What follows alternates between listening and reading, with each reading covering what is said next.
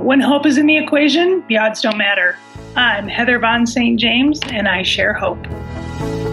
Welcome to I Share Hope, the podcast where world leaders share their real stories of hope and how you can use actionable hope to start changing your life today. And now, here's your host, Chris Williams. Hey, Heather. How are you? Good. How are you? I'm doing great. Your hair is killer awesome. Thanks. I didn't have time to bleach it, so, it's like I'm going for the two-tone look today. I love the two-tone look. So do you take it all the way down to the roots then? Is it supposed to be just pure? Yeah. This goes better with the tattoos, though, because it gets a little light and dark in there. Kind of punkish. It's my anti-suburban mom haircut. So where are you sitting right now? What city are you in? Minneapolis, St. Paul. Okay. Roseville, suburb of. You're in a suburb. Look at you. I mean, come on. I know, I am a suburban mom. That's why it's my You're anti-suburban. trying to go against it. I know. You're trying to freak the neighbors out? They're used to me by now. So Good. Yeah. Well, hey, thanks for your time.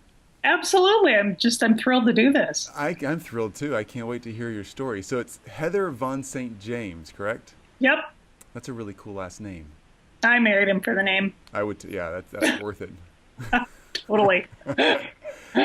If I get this right, I'm going to try this myself. So, is it mesothelioma?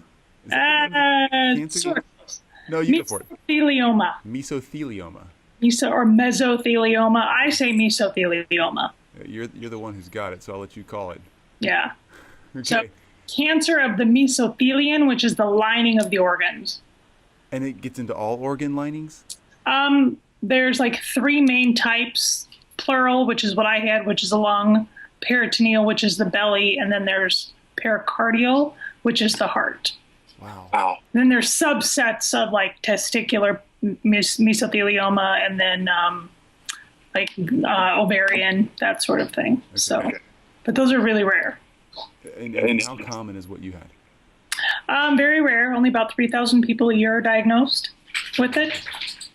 Huh. So, And what's the survival rate on that? last I checked, when I was diagnosed, it was about 2%.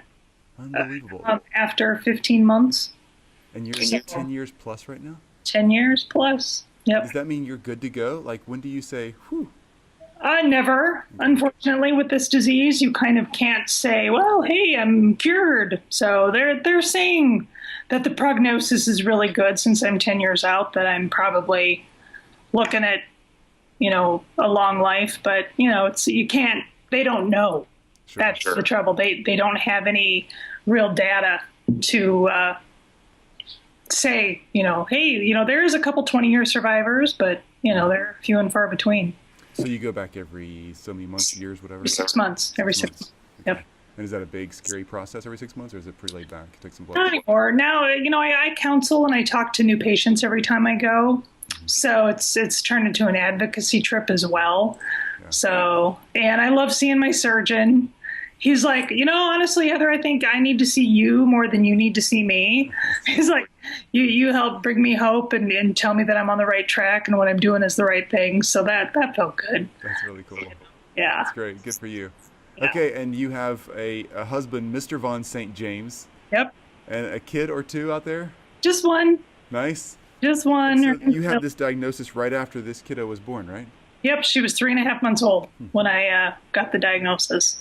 Yep. And what tipped you off? After she was born, I just never felt good. I had a C-section. So, and then I had to go back to work after 4 weeks, which is never easy. But the bosses, they're like, we need you back. So I worked in a salon. I know that's hard to believe. But so I went back to work part-time. And I didn't feel well. I was tired all the time. I was losing weight hand over fist. I started having a low-grade fever every night. And just didn't feel well. And then about mid-October, felt like a truck parked on my chest, and I couldn't breathe. Unless I bent over, then I could breathe. But if I was standing upright, I was always breathless. And I felt like I couldn't take a deep breath, I couldn't do that. I could just take shallow breaths. And so I knew something was wrong. I thought it was pneumonia. My doctor thought I had a heart virus and ordered an X-ray to see if my heart was enlarged. and that's when they found fluid on the left lung. Wow. Wow. So That's scary. It's scary. yeah, it was terrifying. I Yeah. bet. So So- I know you have a lot more life going on than a cancer survivor story. So I'm sorry for just diving in right there. So That's okay. Tell me a little about what life looks like on a daily basis for you apart from cancer survivor. The survivorship has really become a lot of my life because of the advocacy that I do. But of course, you throw the kid and the husband in there and daily activities, and I volunteer at my kid's school, and she's everything to me. So cool. pretty much whatever she's doing, I'm involved with. And I made her go to the room right now. I'm like, you have to stay in your room for 45 minutes. You gotta be quiet. You gotta be quiet. If these people know I'm a real human, oh no. I can't guarantee the dogs won't shut up there. Well, But good. just I'm a stay-at-home mom, but I'm a writer. I do the blog and stuff like that. But the cancer survivorship really has become a lot of what my life is, because my mission to help people. It's so important that nobody goes through this alone and feel hopeless like I was when I was diagnosed. Yeah. Yeah. So I don't want people to feel that. I bet. I'm glad you're here. Thank you. Thank you.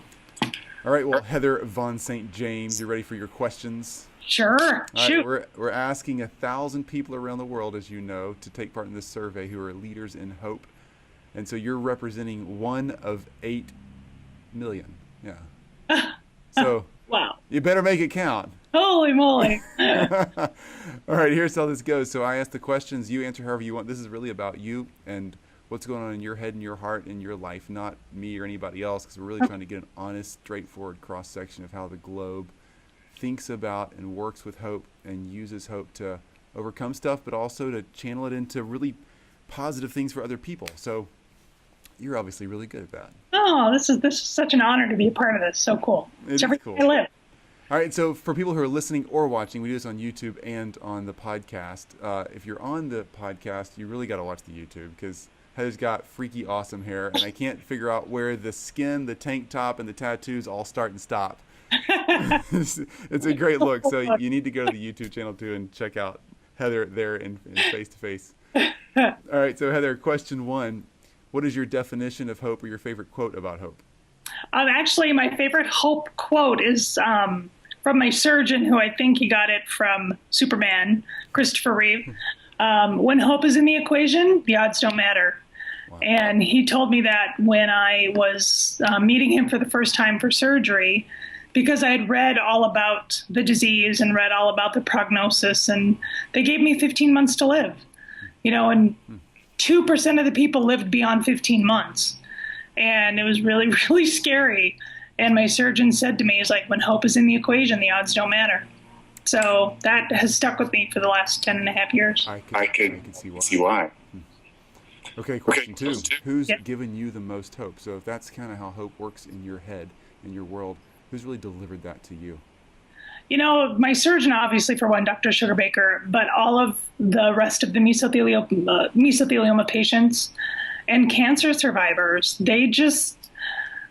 they're amazing. What people go through, the lengths that people go through to fight this disease are just incredible. And what the human body can go through and what the human mind can go through. So that's where, sorry, my dog. That's where I get a lot of inspiration, a lot of hope is from other cancer survivors. Can I let her out? I'm sorry. Yeah, you can. She sounds like a gremlin. She's a French bulldog. You want to see her? She's adorable. Absolutely. Name? What's her name? This is Rhino. Hey, Rhino. Oh my goodness, she's so cute. She? She Oh, she's fantastic. got a funny name, but yeah, that's my Rhino. She needs outside. Sorry.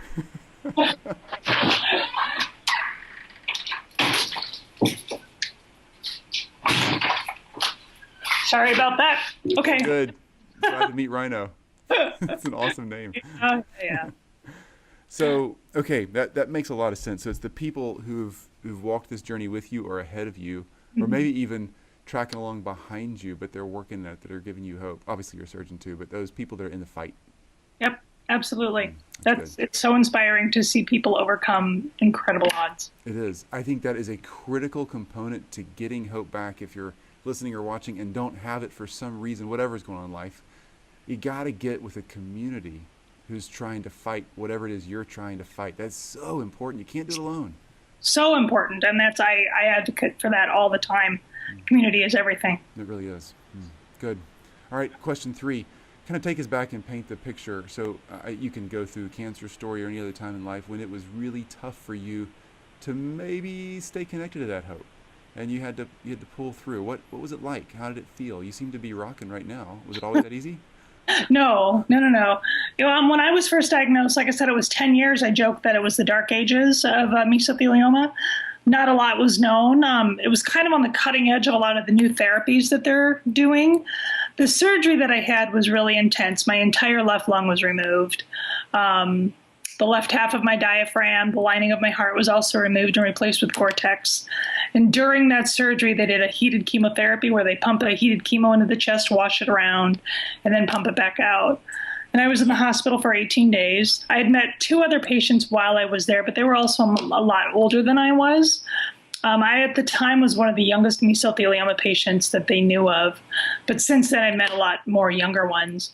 But I felt very alone, hopeless, because there was nobody around where I lived. And meeting people who had the disease and were living was really hard because there wasn't any. So feeling alone during that time was probably the most hopeless that I'd been. And then during chemotherapy, after I'd finished my surgery, one of the guys that had surgery at the same time I did actually reached out to me because he had been going through chemotherapy, and we became like chemo buddies. He lived in Maine at the time, or Massachusetts actually, and I lived here in Minnesota. And we would call each other weekly. That was before the days of, FaceTime, and before the days of iPads and iPhones and Facebook even.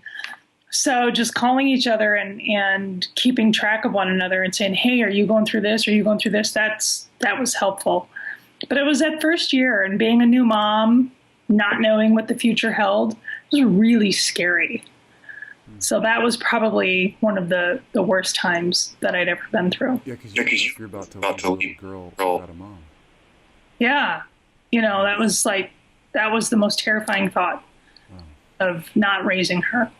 What was going on with your husband this whole time? I mean, what a shocker, life change for him. We were like, this isn't what we signed up for when we wanted to have a kid. That's not our thing. Yeah. But he was a rock. He was amazing. He had a couple of rough times. We had a friend that unfortunately died on the operating table, and that hit him really hard. And he was under no illusions what I was up against. I mean, he'd read everything and he did his research, and he was amazing, but he knew that he had to raise our daughter too, and he had to step in and be both mom and dad while I was in treatment and not feeling well, and he was incredible. But he did great. So my brother-in-law jokes and says that the cancer is more about him than me. So it was able to help him out, and really, strengthen him as well. So that's great. Part of the community again. Yep. Question 4 piggybacks off of this one, off of 3 really well, because you've come through a lot. So what are you doing now? We've talked about this a little bit, but kind of walk us through what you're really doing day by day in the cancer community. How are you supporting? How are you sharing hope? I have a blog that's read by many, many people, and that's how I kind of started reaching out to other people, sharing my story. The story in itself is kind of tragic. I have this 3.5-month-old baby, and then I got this cancer, but it was more about how I overcame and the positive attitude that I've had throughout everything, and reaching out to people who are newly diagnosed, because I didn't want anybody to go through what I went through. I didn't want anybody to feel isolated and alone and hopeless.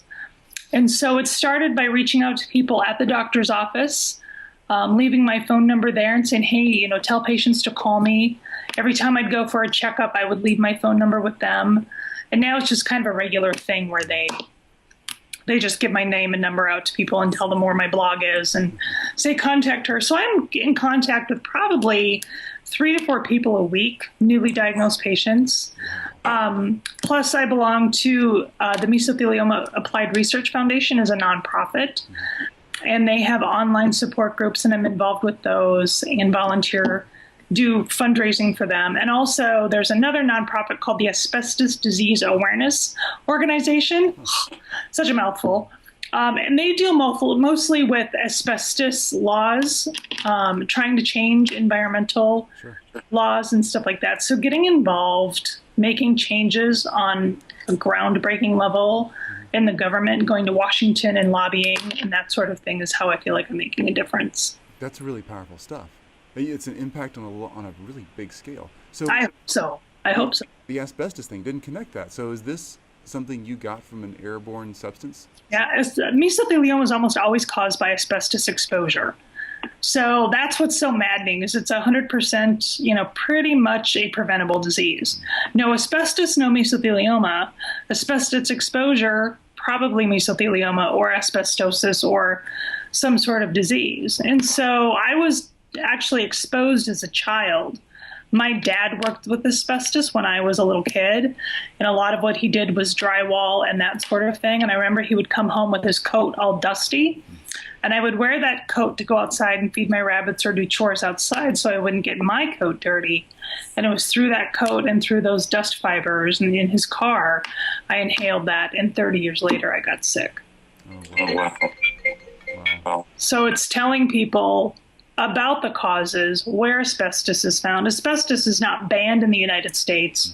Working to get it banned, working with the Asbestos Disease Awareness Organization, going to Washington, trying to change those laws and make people aware of what's going on in the environment. Yeah. That's really great. That really is. So how can we connect to that before we get to question 5? So your blog, sites, the fundraising, all that stuff, where are you located?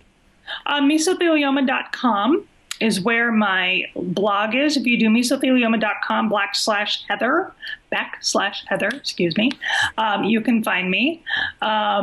And we can, I can give you all that information. You can find me on Facebook, Heather Von St. James, Twitter, Heather VSJ, Instagram, Heather VSJ. I'm on all the social media outlets. So look me up. I love contacting with people. We will. Anybody who's listening, a lot of people I know listen either shopping for groceries or for a run or whatever. So if you're listening and you can't write this stuff down, we'll put it at iShareHope.com under Heather's interview tab. So if you go to the interview tab, look for Heather, you will find all the links that go to her blog, everything else, anything else we can pile in there. Yep, Google me. Von St. James is not a real common name, so I'm easy to find. I can't quit thinking about the Von Trapp family singers, and every time, so I think you must live next door to them in an awesome castle somewhere. One of my friends calls me the Contessa all the time. He's like, "Hello, Contessa." So, of course, I love that. Yeah, great name. All right, question 5. So as somebody who's growing in hope personally and trying to share with more people, I know that I'm not the only one listening in right now who's getting to hang out with you and think about this. How can the rest of us start sharing hope or growing in hope on our own? The kind of the simple ABC steps right when we get done hanging out with you. The first thing I think of when I think of hope is find something positive. We live in such a negative world. Everywhere you look, there's just negativity. I mean, even today, I was just like, oh my gosh, there's just so much ick going on. And it's really easy to lose hope in just everyday things because of all the negativity in the world. And so I just try to find one thing every day that makes me smile, whether it's my daughter's laughter, my French bulldog, who I love. This time of year in spring and early summer, the flowers. I just found so much hope in the promise of flowers coming back every spring. I know that's kind of goofy, but, they go through this harsh winter in Minnesota. Well, you're in Chicago, aren't you? Memphis, so it's warm. Okay, but still, the winters are harsh there. Yeah. And every spring, here comes the flowers, and I just find such hope in that. And just finding something positive every day. And I know sometimes it's really hard, but that's, I think, a vital component to finding hope, and find somebody who inspires you. And follow their journey, or get in touch with them, and just, have a mentor. Mentoring is a huge thing too. That is a huge thing. Mentoring someone else and being mentored, both ways, adds to you. Absolutely. Gets you out of your head. Mm-hmm. And I think that's why I like to give so much, is because it gets me out of my head and doesn't let me concentrate on me and lets me put the focus on other people. Yeah. And that's really important. It really is. Man, you're great at this. Thank you. Thanks. Okay, so So a Gore-Tex wrapping around your heart, I'm still stuck on that. So I was talking to another Ice Your Hope guest named Sean Swarner. He's actually missing a lung and has climbed the 7 highest peaks in the world. I've read about him. He's amazing. You should look his interview up. It's incredible. I'm going to. We were talking not too long ago and talking about Summit Series North Face gear. It's Gore-Tex through and through and so much. So you have a Summit Series heart, a North Face Summit Series heart. How does that work? Right? That's why I'm like, I am so high tech on the inside. I'm serious. Your heart's not going to get rained on. If you get rained on, it's dry as can be. I have a waterproof diaphragm and a waterproof heart. I know, I love that. But it's breathable. No, it's important. It's very breathable. So I know, I love that. I think it's awesome. What's the point of a Gore-Tex wrapper? What does that do? The Gore-Tex, well, because they had to take the material, the mesothelium out when they did the surgery so the cancer wouldn't spread. Okay. So they took that out, and the mesothelium, or the Gore-Tex around the heart is to keep the heart in place because there's no lung there now. So the heart would just kind of flop off. There's nothing holding it there. So they use it as a patch to keep the heart in place. And then the diaphragm, they had to take the diaphragm. So same thing, the cancer wouldn't spread through to the abdomen. Yeah. And so they replaced the diaphragm with Gore-Tex to keep everything from your guts from creeping up into your lung. Yeah. Because everything would shift. So, it's like your kidneys would, go up into your chest cavity or whatever. Okay, so then that leaves a question. What is there now? Nothing. There's no inflatable something, or what do they fill in the gap? That's a big cavity. Years ago, they used to actually put ping pong balls in the chest cavity. This was years ago, I heard. But then the ping pong ball plastic caused another type of cancer, like ping pong ball cancer. So that they don't do. They just leave it, and it naturally fills with fluid. That's good. Interesting fact, I can't swim anymore. I sink like a rock because you need 2 lungs to float. I had no idea. Yeah. So if I'm in a pool, I have to have like a noodle or like a life jacket or something on, or I sink. Yeah, it's much harder to swim. Ping pong balls would fix that. But I know, right? Except for, I don't really want to get the cancer from ping pong balls. So. Yeah, no kidding. Rhino and Heather Von St. James, thanks for spending time with us today. Can't wait to see you online and follow your story. Thank you. I'm so excited to be a part of this. It's really been an honor. I appreciate it. You bet. Talk to you soon. Bye-bye. Bye-bye. You've just listened to I Share Hope. If you're ready to make a change, head to our website at isharehope.com and claim your free copy of the top 10 actions of hope from world leaders to use hope in your own life. Thanks for listening, and we'll talk to you next time.